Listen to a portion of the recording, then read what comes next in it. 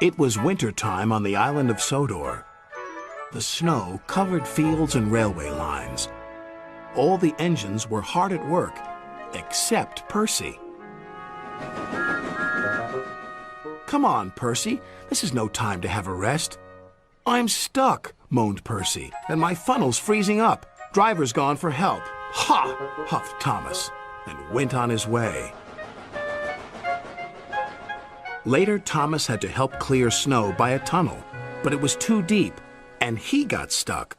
Thomas was very cross. "Snow is nothing but trouble," he moaned. Rusty was close by. "Driver says this winter is as bad as the worst winter of all." "How worst?" asked Thomas. "I'll tell you," replied Rusty, and then the little engine did. Skarloey was working the line to the slate mine in the mountains. When the snow came, it was difficult to work. They used the snow as a double buffer zone to help stop cars skidding through the ravine. One day, Skarloey set off to the mines with some empty cars. Meanwhile, there was trouble at the mine. The winch that hauls the cars up and down wasn't working properly. Skarloey had reached the ravine. High above him were the mine yards. "That snow looks dangerous," said his driver. "The sound of your engine and the freight cars could cause an avalanche. I'll set off an emergency cap and see what happens." Skarloey watched as his driver prepared it. Then they ran over the cap. The bang echoed around the gorge. Nothing happened. "Good," said his driver. "All's well. We'll have a cup of cocoa and then make our way." But high above them, all was not well. A long line of full cars was about to be winched down the slope.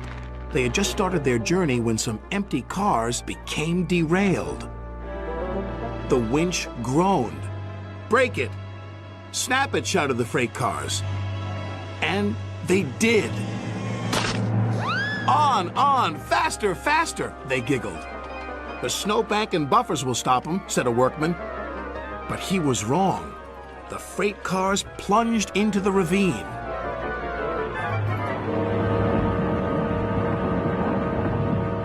Skarloey and his driver heard the noise and looked up.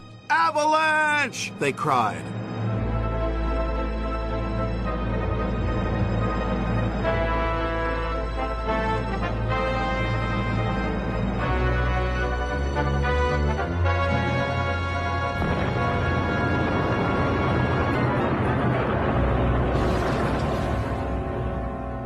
When the snow plume cleared, there was no sign of Skarloey. He was buried deep inside the high drift, blocking the ravine.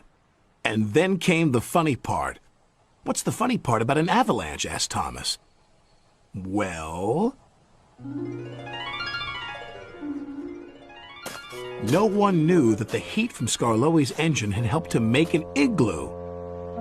"It's a snowball. It's a snow house. It's an engine."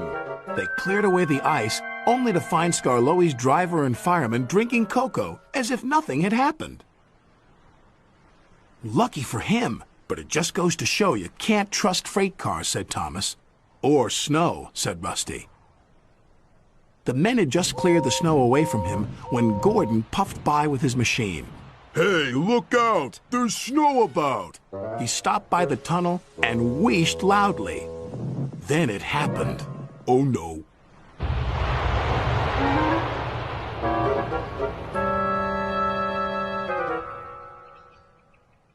"Help!" cried Gordon.